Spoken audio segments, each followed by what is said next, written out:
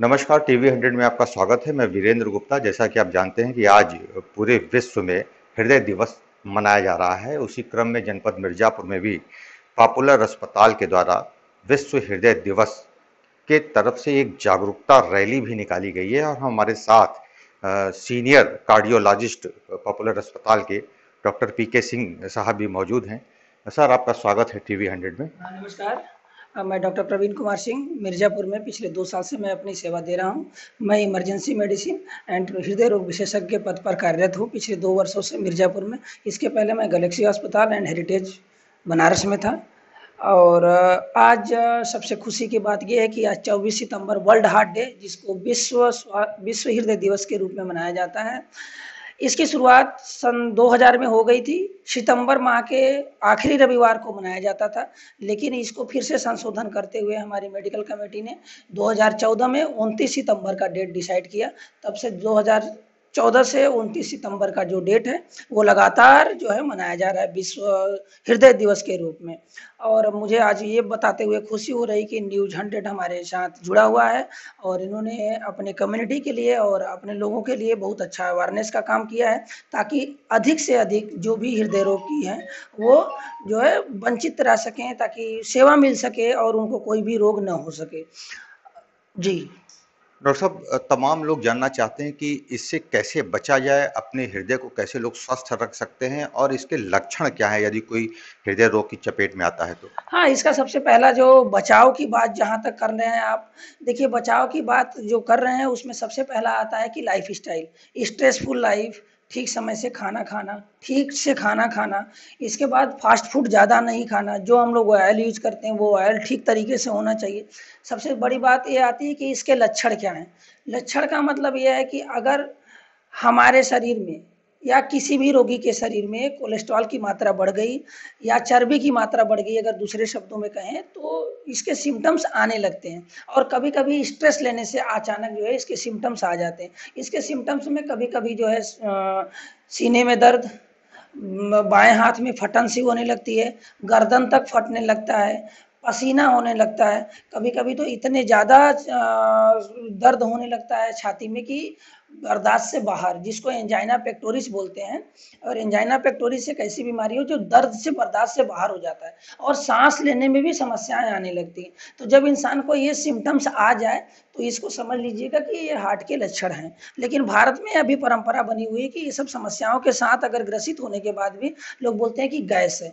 इससे कंडीशन में तुरंत डॉक्टर के पास जाना चाहिए। कुछ कंडीशंस ऐसे होते हैं जिसको डायबिटीज है, मतलब शुगर है, उसमें साइलेंट एमआई भी हो जाता है। कभी कभी इंसान को पता नहीं चलता है, केवल पसीना होता है, हल्का दर्द हुआ और बहुत बड़ा हार्ट अटैक हो जाता है। ये सबसे बड़े लक्षण होते हैं इसके। डॉक्टर साहब, क्या हाथ में दर्द होना और बाएं हाथ के में जो दर्द होने की बात आप बता रहे हैं, क्या डायबिटिक के मरीजों को दर्द बाएं हाथ में हो सकता है, सीने में न हो, ऐसा हो सकता है? ऐसा देखिए होता है, बाएं हाथ में दर्द कभी कभी होता भी है और नहीं भी होता है। इसलिए मैंने कहा ना साइलेंट एमआई, साइलेंट एमआई का मतलब चुपके तरीके से हार्ट अटैक होना। तो उसमें बहुत सारे लक्षण नहीं मिलते हैं, बहुत तेजी से नहीं दर्द होगा सीना, और इसके बाद उसमें हाथ में भी दर्द नहीं होगा, गर्दन में भी दर्द नहीं होगा, लेकिन पेशेंट को डिस्कम्फर्ट फील होगा। उसको लगेगा कि मेरे छाती पे कुछ भारीपन लग रहा है, मेरे चेस्ट पे कुछ लग रहा है। तो ऐसे कंडीशन में प्राइमरी उपचार के लिए उसको ईसीजी, ट्रॉप टी एक ब्लड का टेस्ट है, इको टेस्ट और टीएमटी टेस्ट करा लेना चाहिए डॉक्टर की एडवाइस के अकॉर्डिंग। अगर कोई भी कार्डियोलॉजिस्ट बोलता है या मेडिसिन स्पेशलिस्ट या नियर अबाउट में कोई अच्छा डॉक्टर हो, उसको तुरंत दिखा लेना चाहिए। डॉक्टर साहब, बहुत सामान्य सवाल है। लोग जानना चाहते हैं कि जो लोग पेशेंट नहीं है, हृदय रोगी जो नहीं है, और जो लोग हृदय रोगी हैं, क्या इन दोनों के खान पान में अंतर होना चाहिए या कुछ समानता ही होना जी, चाहिए? जो हृदय रोगी हैं, उनके लिए खाने-पान में नियमित नमक कम होनी चाहिए। कभी-कभी हार्ट अटैक के दौरान हमारे हार्ट का फ़ंक्शन कम हो जाता है, तो उनको पानी भी उतना ही डॉक्टर्स बोलता है, 1.5 से 2 या 3 लीटर तक। इसके बाद उनकी लाइफ़स्टाइल बहुत ज़्यादा तेज़ भाग नहीं सकते, बहुत जल्दी-जल्दी सीढ़ी नहीं चढ़ सकते, और उनके खान-पान में लो कोलेस्ट्रॉल मतलब लो फैट डाइट हो जाती है और फ़ास्ट फूड अवॉइड हो जाता है। तो ये, और नॉर्मल रोगी में आप सब कुछ खाते हुए लेकिन अपने लाइफ़स्टाइल, स्ट्रेसफुल लाइफ़ और जो भी भोजन हम लोग ले रहे हैं, उसको कोशिश ये करें कि संतुलित भोजन लें और ठीक तरीके से लें। जो लोग कार्डियोवैस्कुलर प्रॉब्लम से नहीं ग्रसित हैं, जो सामान्य जीवन व्यतीत कर रहे हैं, क्या उनको भी प्रिकॉशनली तमाम चीज़ों से परहेज करना चाहिए? जी, सबसे पहले तो ये कहूँगा कि हर व्यक्ति को अपना एक हर साल में एक अपना मेडिकल टेस्ट करा लेना चाहिए और हर चीज़ का वो कार्डियोलॉजिस्ट से और एक बार जो जी जनरल मेडिसिन फिजिशियन है उनके पास जाके कि सर मेरा फुल चेकअप कर दीजिए। तो आजकल आराम से चेकअप हो जाता है और उनको ये सिम्पटम्स पहले कि हमारे शरीर में कोई समस्या तो नहीं है, उससे पहले वो उनको पता चल जाएगा और ये करा भी लेना चाहिए।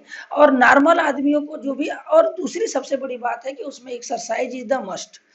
ज़रूर आधे घंटे का एक्सरसाइज होना चाहिए जिससे शरीर से पसीना निकल सके। उससे क्या होगा हमारा एक्सक्रीटरी सिस्टम और हमारा कोलेस्ट्रॉल मेंटेन होके रहे। क्या योगा भी प्रभावशाली है? अगर मान लीजिए कोई एक्सरसाइज फिजिकली एक्सरसाइज नहीं कर पाता तो योगा से हृदय को स्वस्थ रख सकता है? जी, बिल्कुल स्वस्थ रख सकते हैं। योगा है, साइकिलिंग है, टीएमटी मशीन है, अगर घर से बाहर नहीं जा सकते तो घर के ऊपर भी आधे घंटे का मेडिटेशन कर सकते हैं। उसमें बहुत सारी मेडिटेशन है, अनुलोम-विलोम, प्राणायाम और कपालभाति, भ्रामरी आप आराम से कर सकते हैं। अपने स्वास्थ्य को और अपने स्वास्थ्य को और हृदय को स्वस्थ रखते हुए अपने लाइफ को आराम से जी सकते हैं। बहुत ही महत्वपूर्ण जानकारी डॉक्टर पीके सिंह के द्वारा जो दिया जा रहा है। निश्चित रूप से तनाव मुक्त माहौल में रहने से भी हृदय रोग पर काफ़ी प्रभावशाली तरीके से नियंत्रण पाया जा सकता है। टीवी 100 के लिए मिर्ज़ापुर से वीरेंद्र गुप्ता की रिपोर्ट।